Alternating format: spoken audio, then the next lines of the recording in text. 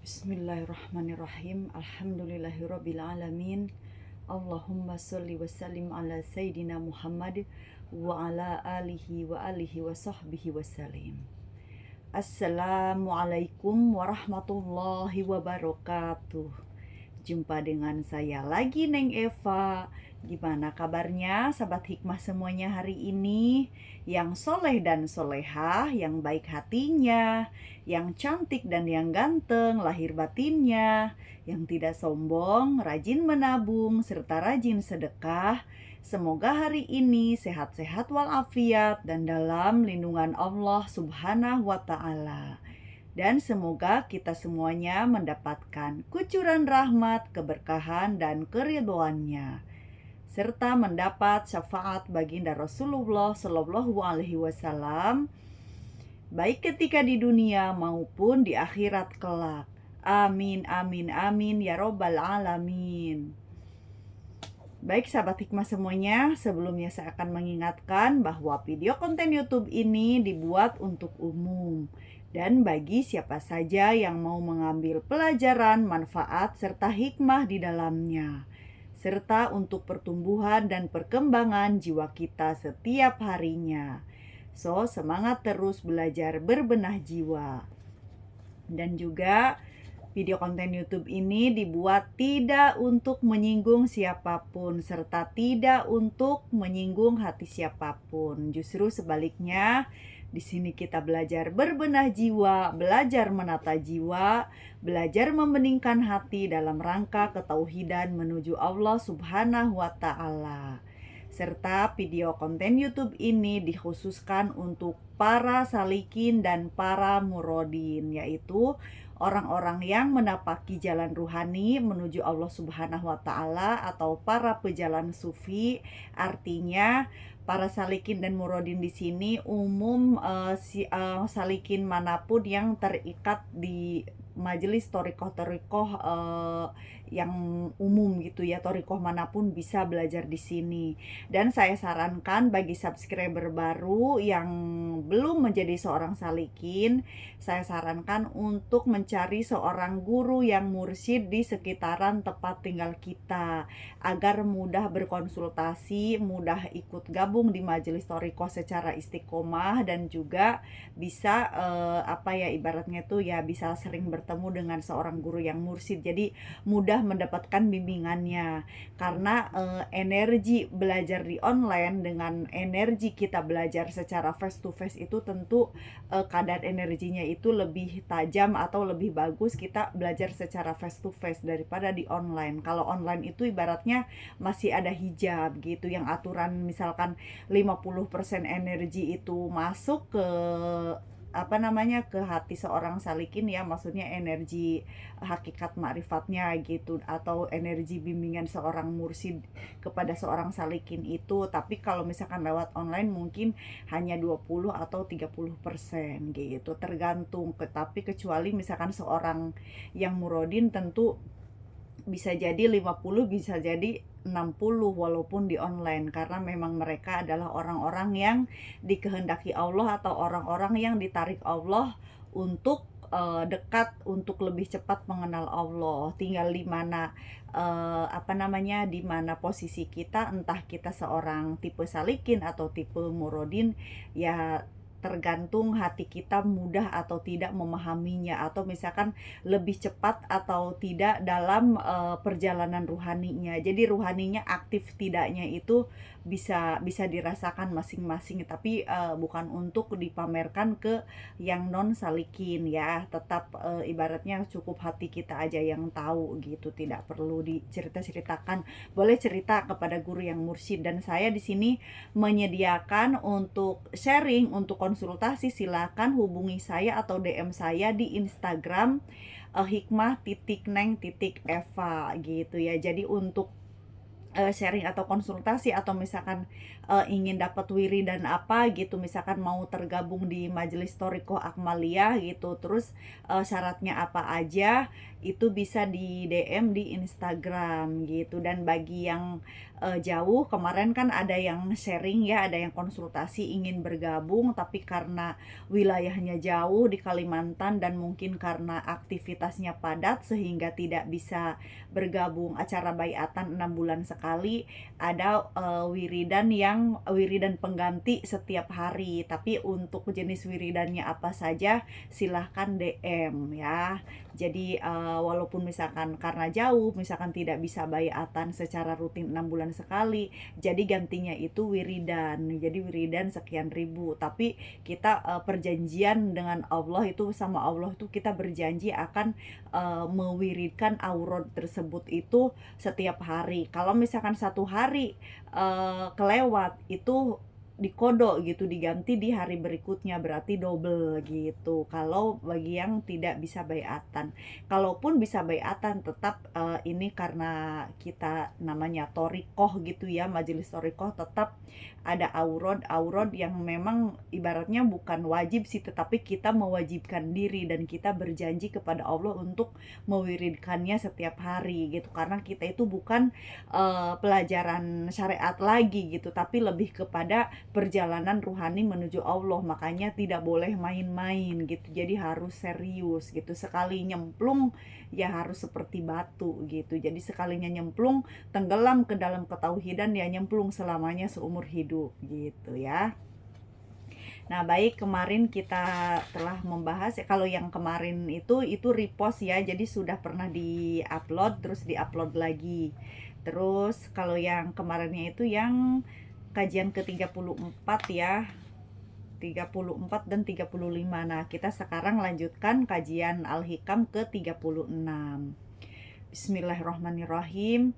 Awalu wajibin alal insani ma'rifatun ilahi bistiqoni. Dan yang pertama wajib bagi manusia adalah mengenal Tuhannya dengan yakin. Bismillahirrahmanirrahim. Kajian Al-Hikam ke-36.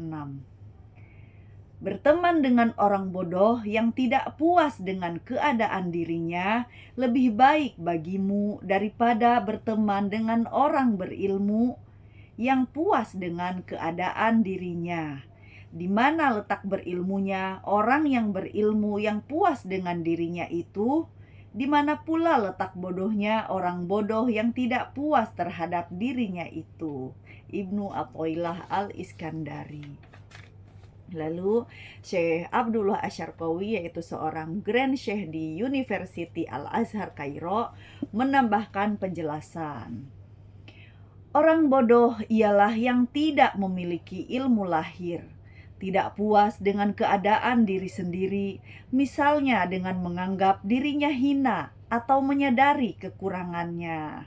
Nah, bodoh di sini bodoh yang sadar kekurangan dirinya ya, bukan yang bodoh tinggal diam tidak mau belajar ya. Jadi tolong difahami baik-baik dan dicermati ya. Saya ulangi.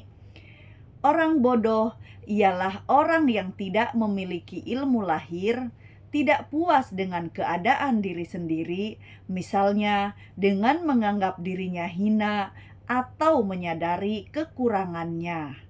Tidaklah baik berteman dengan seorang yang puas dengan keadaan dirinya sendiri, walaupun ia seorang yang alim atau orang berilmu.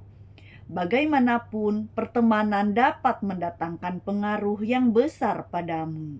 Ketika kau berteman dengan alim yang sudah berpuas diri, kau bisa mendapatkan sifat buruknya sehingga ilmunya tidak berguna bagimu dalam melembutkan jiwamu. Kebodohan yang membuat orang alim puas diri itulah yang berbahaya bagimu. Seakan ia bukan orang yang berilmu karena rela dengan aib yang dimilikinya sendiri. Sebaliknya, berteman dengan orang bodoh yang tidak puas dengan keadaan dirinya lebih baik dan lebih bermanfaat bagimu. Biasanya, Tabiat seseorang didapat dari tabiat orang lain.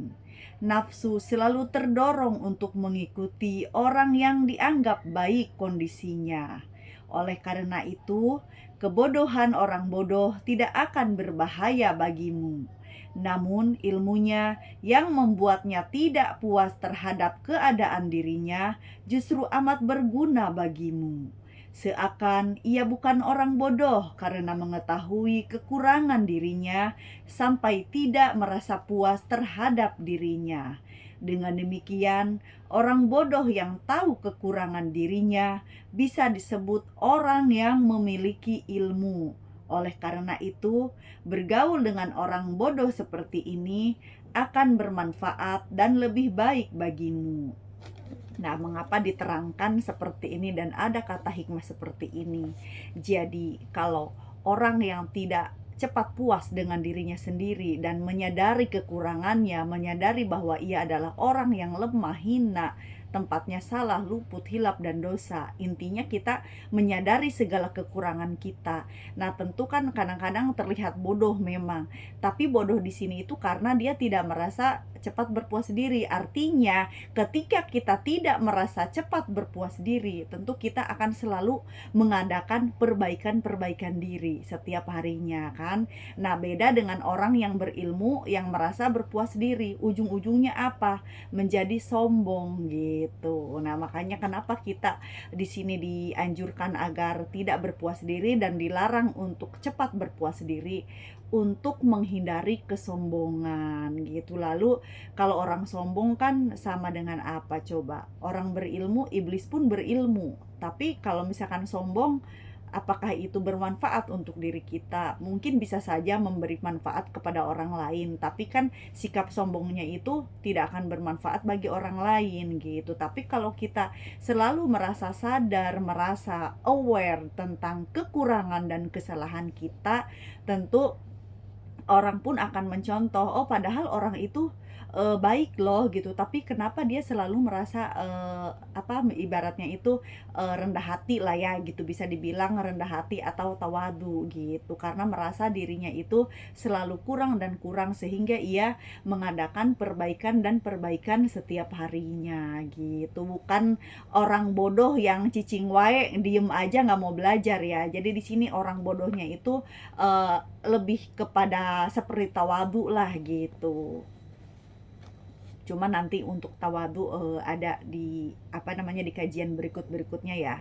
Ini mungkin hanya sebagai basic saja, jadi masih dibilang makom bodoh gitu, tapi bodohnya itu bodoh pintar gitu. Jadi bodoh yang berilmu yang seperti ini gitu ya. Jadi bukan bodoh yang oneng, yang udahlah, adalah yang bahasa yang lebih jelek dari itu gitu. Tapi bodoh di sini maksudnya basic atau calon-calon ketawaduan. Saya akan menambahkan seperti itu ya.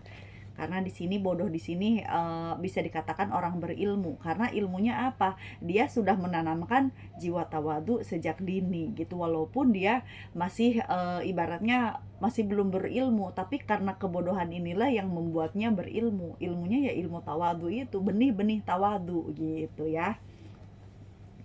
Baik, kita lanjutkan lagi kajian ke-37, yaitu sinar mata hati membuatmu menyaksikan kedekatannya denganmu. Saya ulangi, sinar mata hati membuatmu menyaksikan kedekatannya denganmu.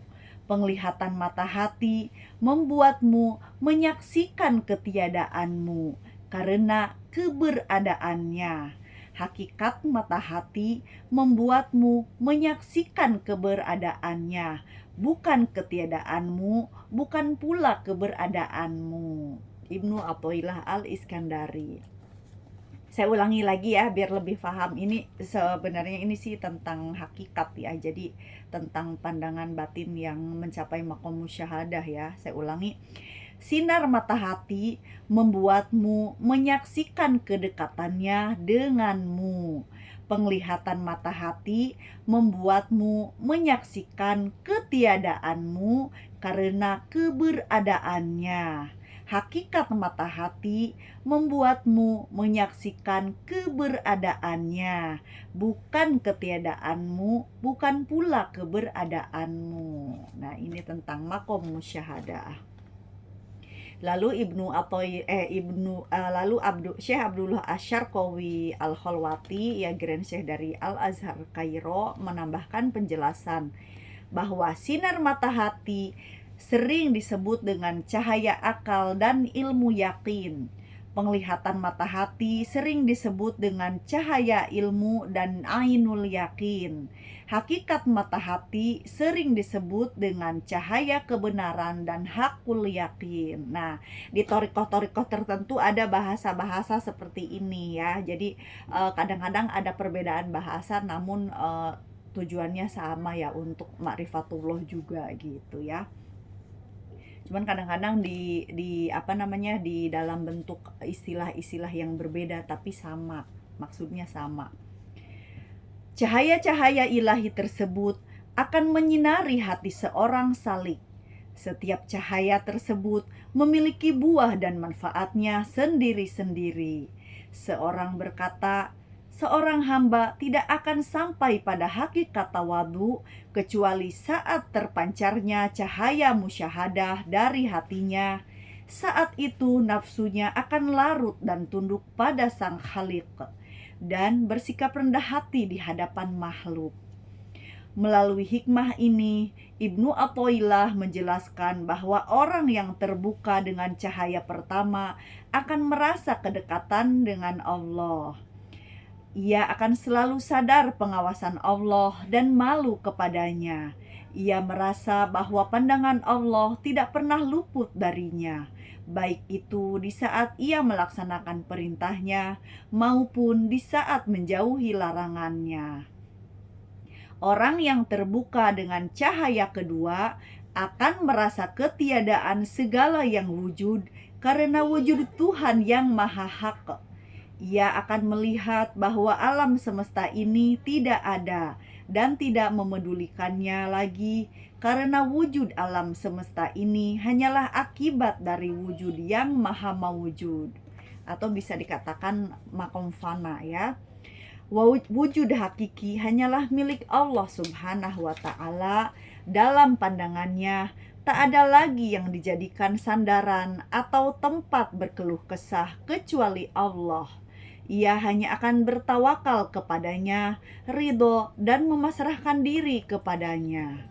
Sementara itu, orang yang terbuka dengan cahaya ketiga akan memiliki zat dan jiwa yang suci. Ia akan merasa kefanaan secara total, kefanaan yang abadi, karena luluh dengan wujud Tuhannya. Rahasia-rahasia ilahi pun terkuak di hadapannya. Jika ia naik dari kefanaan total itu, ia akan menempati makom keabadian. Nah, jadi di sini bisa dijelaskan, yang pertama itu adalah fana awal ya, yang kedua adalah fanaul fana gitu. Jadi fana total gitu. Jadi kalau fana yang pertama biasanya yang dilihat itu segala pandangan lenyap, atau dirinya yang lenyap, atau salah satunya gitu. Tapi kalau fana yang total ini, dia melihat seluruh dunia, dirinya, semuanya yang di hadapannya, yang kanan kiri belakang berikut badannya, jasadnya itu tiada gitu. Nah, itu kalau sudah seperti itu biasanya muncullah musyahadah gitu ya, atau bertajali gitu. Nah, saya ulangi lagi, rahasia-rahasia ilahi pun terkuak di hadapannya. Jika ia naik dari kefanaan total itu, ia akan menempati makom keabadian atau makom bako ya, bako keabadian, makom abadi. Jadi walaupun sudah tidak fana lagi, tapi selalu melihat apa yang dipandangnya itu beserta Allah, itulah makom abadi atau makom bako gitu. Penulis Al-Awarif berkata, orang yang abadi di satu makom tidak akan dihalangi Allah dari makhluk, dan tidak akan dihalangi makhluk dari Allah. sedangkan orang yang fana akan terhalangi oleh yang maha hak dari makhluk. Nah gitu, jadi kalau misalkan kita fana, makhluk itu nggak ada, yang kita pandang tiada, seperti yang sudah saya jelaskan ya di video-video sebelumnya juga sudah dijelaskan gitu. Jadi kalau fana itu, Allah itu makhluk itu terhalangi gitu. Jadi hanya yang ada hanya Allah gitu. Tapi kalau bako itu ya makhluk itu tidak terhalangi dari Allah, dan Allah pun tidak terhalangi dari makhluk. Artinya makhluk itu beserta Allah, Allah juga beserta makhluk gitu. Itu perbedaannya. Dan bagi yang belum paham dan belum menempati di makom ini, pelajari saja dulu, ikuti saja dulu, sami'na wa ata'na saja dulu, karena memang butuh proses dan butuh waktu sangat panjang. Ibaratnya itu, saya juga sudah pernah menjelaskan juga kan, bahwa kita mencapai makom musyahadah itu kan tidak ada kaitannya dengan amal kita. Walaupun pada syariatnya kita menuju Allah ya dengan amalan ibadah, amal soleh. Dan pertama ya harus tahu ilmunya dulu kan. Ya, jadi makanya ini ilmunya tampung saja dulu. Ibaratnya apa ya, kasarnya itu iyain aja gitu. Oh ada ilmu ini, iya. Oh ilmunya begini, iya. Ilmunya itu, iya. Nggak usah ditolak, nggak usah ditentang, nggak usah bertanya-tanya, iya aja, sami na wa atokna. Itulah kunci keberhasilan gitu. Selain kita taat kepada guru yang mursyid, kita tawadu, kita ibaratnya sami na wa atokna, dan juga tujuan kita hanya Allah. Jangan bertujuan mukasyafah, jangan bertujuan ingin makom ini makom itu, nggak perlu. Itu semua bagian dari perjalanan.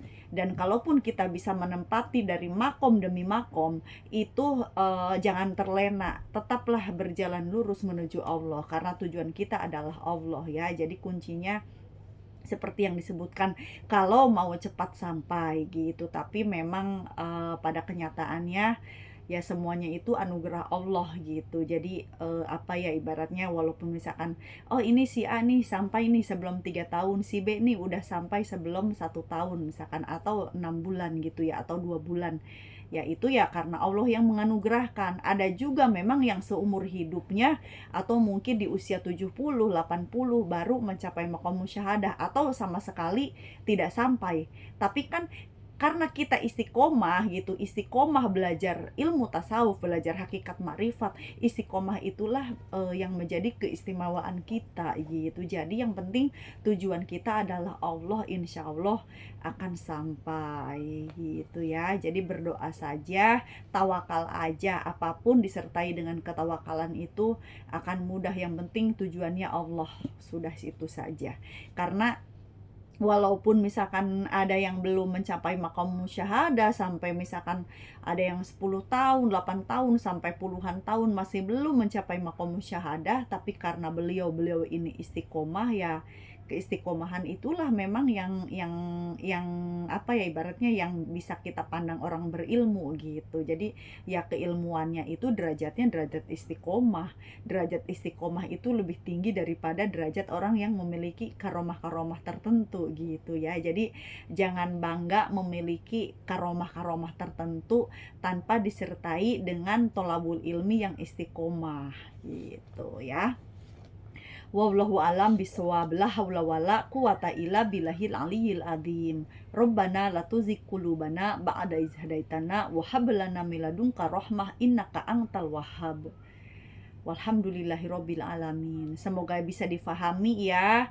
Paham belum paham, pelajari saja dulu ilmunya, dan carilah seorang guru yang mursyid di sekitaran tempat tinggal kita agar mudah berkonsultasi secara face to face, sehingga energi pun lebih cepat masuk daripada belajar di online. Jadi online ini sebagai tambahan jadwal saja gitu, daripada kita sibuk main game, sibuk ngerumpi, sibuk gibah. Lebih baik cari tambahan jadwal untuk mencari ilmu itu di YouTube atau di medsos gitu, sehingga hidup kita itu lebih banyak manfaatnya daripada tidaknya gitu ya. Wallahu alam bisawab, minal aidin wal faidin. Mohon maaf lahir dan batin. Ambil baiknya dan buang buruknya, dan semoga bermanfaat. Wassalamualaikum warahmatullahi wabarakatuh. Orang baik pandai mengambil hikmah. Sehat lahir dan batin is the best always. Syukron jazilan.